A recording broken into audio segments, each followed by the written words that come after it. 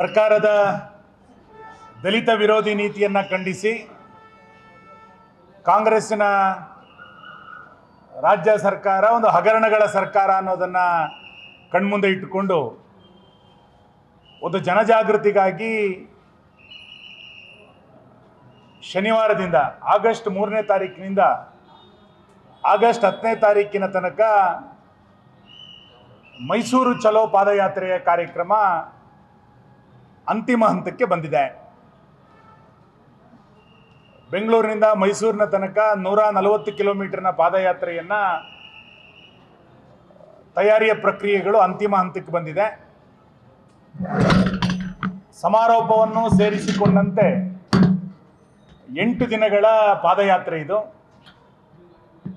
ರಾಜ್ಯದ ಎಲ್ಲ ಜಿಲ್ಲೆಗಳಿಂದ ಕಾರ್ಯಕರ್ತರು ಈ ಹೋರಾಟಕ್ಕೆ ಬರಬೇಕು. 1 ವರ್ಷದಲ್ಲಿ ಅಹಿಂದದ ಹೆಸರನ್ನ ಹೇಳಿಕೊಂಡು ಯಾವ ವರ್ಗಕ್ಕೆ ಈ ಸರ್ಕಾರ ಅನ್ಯಾಯವನ್ನು ಮಾಡಿದೆ ಇದನ್ನು ಖಂಡಿಸಬೇಕು, ರಾಜ್ಯವ್ಯಾಪಿ ಇದನ್ನು ಜನಮಾನಸಕ್ಕೆ ತಿಳಿಸಬೇಕು ಅನ್ನುವಂಥ ಕರೆಯನ್ನು ಕೊಡ್ತಾ ಎಲ್ಲ ಜಿಲ್ಲೆಗಳಿಂದ ಈ ಹೋರಾಟಕ್ಕೆ ಬರಬೇಕು ಅನ್ನುವಂಥ ಕರೆಯನ್ನು ನಾವು ಈಗಾಗಲೇ ಕೊಟ್ಟಿದ್ದೇವೆ.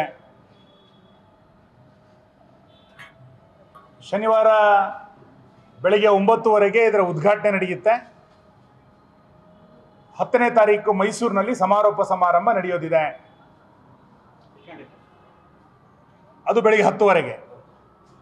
ಪ್ರತಿನಿತ್ಯ 20 ಕಿಲೋಮೀಟರ್ನಂತೆ 7 ದಿನಗಳ ಕಾಲ ಪಾದಯಾತ್ರೆಯ ಮಾಡಬೇಕು ಅಂತೇಳಿ ಈಗಾಗಲೇ ರೂಟ್ ಮ್ಯಾಪ್ಗಳನ್ನು ನಾವು ಅಂತಿಮಗೊಳಿಸಿದ್ದೇವೆ.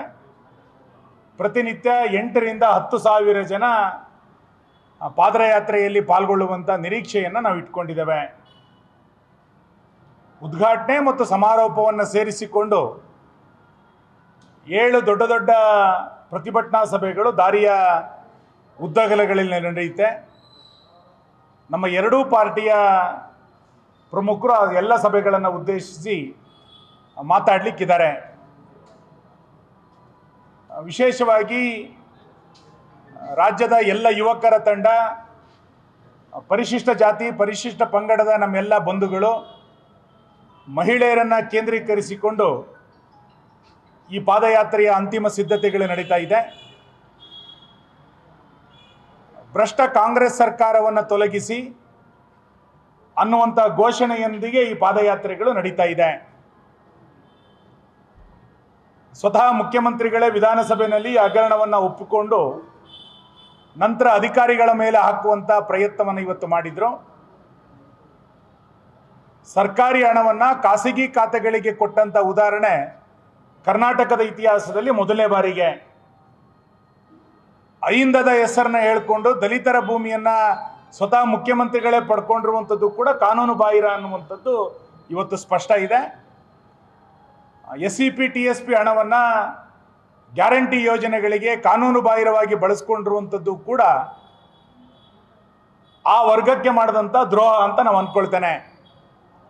ಈ ಎಲ್ಲ ವಿಷಯವನ್ನು ಇಟ್ಟುಕೊಂಡು ಪಾದಯಾತ್ರೆ ನಡೆಯುತ್ತೆ. ಸಮಾರೋಪ ಸಮಾರಂಭವೂ ಕೂಡ ಅತ್ಯಂತ ದೊಡ್ಡದಾಗಿ ಪ್ರತಿಭಟನಾ ಸಭೆಯ ಮುಖಾಂತರ ಅದನ್ನು ಮುಕ್ತಾಯಗೊಳಿಸಬೇಕು ಅನ್ನುವಂಥ ಚಿಂತನೆಯನ್ನು ಕೂಡ ನಾವು ಈಗಾಗಲೇ ಮಾಡಿದ್ದೇವೆ. ಸುಮಾರು 20ರಿಂದ 22 ಡಿಪಾರ್ಟ್ಮೆಂಟ್ಗಳನ್ನು ಮಾಡ್ಕೊಂಡಿದ್ದೇವೆ. ಇಡೀ ಪಾದಯಾತ್ರೆಯ ಯಶಸ್ಸು ಆಗಬೇಕು ಅನ್ನುವ ಕಾರಣಕ್ಕೆ ನಾನು ರಾಜ್ಯದ ಎಲ್ಲ ಕಾರ್ಯಕರ್ತರಿಗೆ ನಿಮ್ಮಗಳ ಮುಖಾಂತರ ವಿನಂತಿಯನ್ನು ಮಾಡ್ತೇನೆ. ಶನಿವಾರದಿಂದ ಆರಂಭ ಆಗುವಂಥ ಪಾದಯಾತ್ರೆಯಲ್ಲಿ ರಾಜ್ಯದ ಎಲ್ಲ ಕಾರ್ಯಕರ್ತರು ಯಾವುದೇ ಗೊಂದಲ ಇಲ್ಲದಂತೆ ಬಂದು ಭಾಗವಹಿಸಬೇಕು. ಸರ್ಕಾರದ ವಿರುದ್ಧ ಒಂದು ಜನಾಂದೋಲನಕ್ಕೆ ನಾವೆಲ್ಲರೂ ಕೂಡ ಸಿದ್ಧರಾಗಬೇಕು ಅನ್ನುವಂಥ ವಿನಂತಿಯನ್ನು ನಾನು ಕಾರ್ಯಕರ್ತರಿಗೆ ಮಾಡ್ತೇನೆ.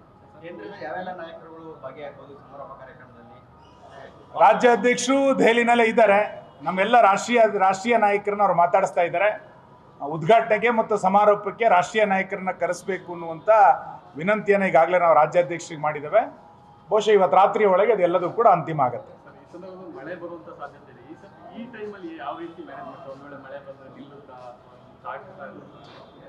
ಅಲ್ಲ, ಪ್ರವಾಹದ ಕುರಿತಂತೆ ಈಗಾಗಲೇ ನಾವು 4 ತಂಡಗಳಲ್ಲಿ ಪ್ರವಾಹದ ವೀಕ್ಷಣೆಯನ್ನು ಕೂಡ ಮಾಡ್ತಾ ಇದ್ದೇವೆ.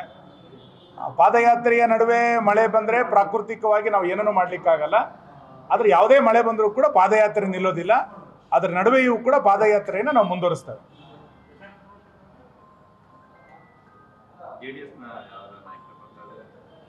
ಬಹುಶಃ ಇವತ್ತು ದೆಹಲಿಯ ಮಾತುಕತೆಗಳು ಅತ್ಯಂತ ಚೆನ್ನಾಗಾಗಿದೆ. ಎಲ್ಲ ನಾಯಕರು ಪಾಲ್ಗೊಳ್ತೇವೆ ಎನ್ನುವಂಥ ಒಂದು ಸಹಮತ ಇದೆ ಎನ್ನುವಂಥದ್ದು ಕೂಡ ಈಗಾಗಲೇ ಡೆಲ್ಲಿಯ ಮುಖಾಂತರ ನಮಗೆ ಗೊತ್ತಾಗಿದೆ. ಒಂದಾಗಿ ಒಟ್ಟಾಗಿ ಈ ಕಾಂಗ್ರೆಸ್ ಸರ್ಕಾರವನ್ನು ತೊಲಗಿಸಲಿಕ್ಕೆ ನಾವು ಒಟ್ಟಾಗಿ ಹೋರಾಟದಲ್ಲಿ ಪಾಲ್ಗೊಳ್ತೇವೆ.